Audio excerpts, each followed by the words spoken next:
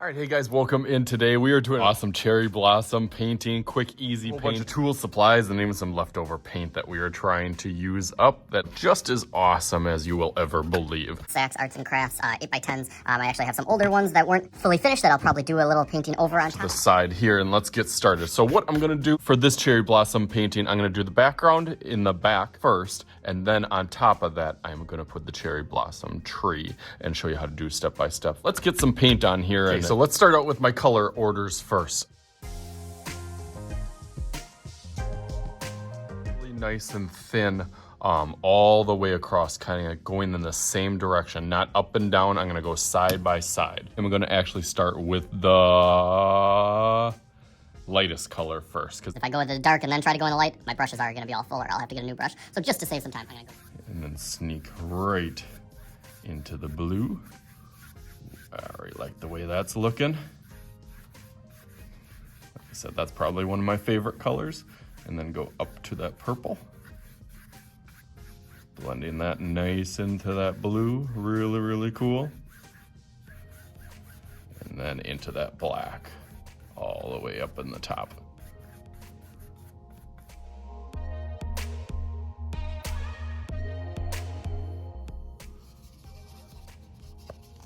Okay, rinse my brush out a little bit.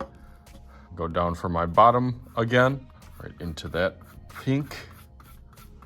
Stretch that all the way across.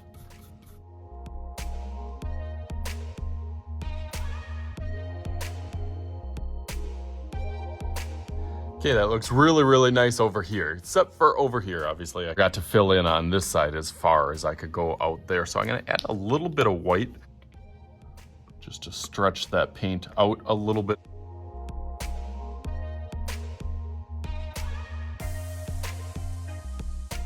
And it dries pretty fast. The top is already drying up, so it'll be good enough to do my moon. Over here, I'm gonna put my white in the middle and make a large circle with that.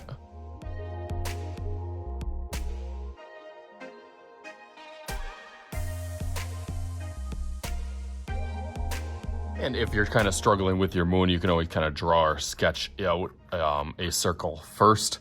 You could always trace something. I can grab one of my extra cups here and even place that. And then just give it a little hint on where that moon should be.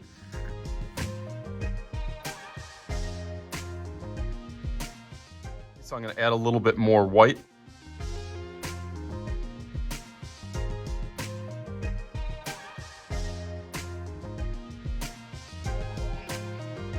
Now I'm gonna put my rock structure over here by adding a little bit of black. That triangle form that goes all the way over here.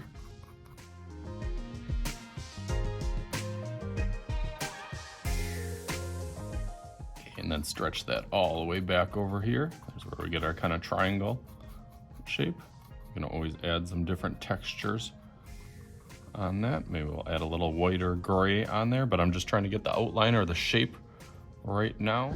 Okay, now that I'm getting ready for my background, I want to flick some little white paint for my stars in my sky. So I got a little paint and water. That's kind of my mixture that I use on here with a little bit of paint. Dap it on the side there.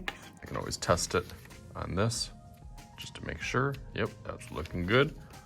And you can just go all the way around, and that'll give it kind of like a little galaxy feel.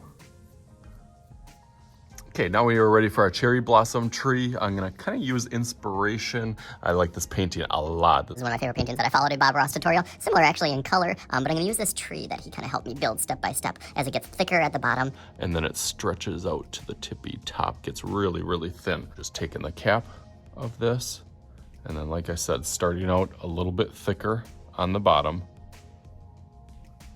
and then almost using it like a pencil to draw it, and then stretching out really, really thin as it goes all the way out.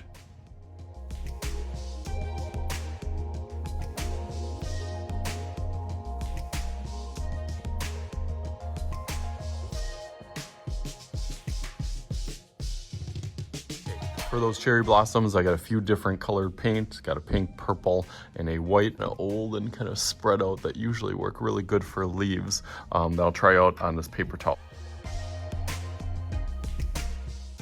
So I'm gonna use some of these little details on this brush.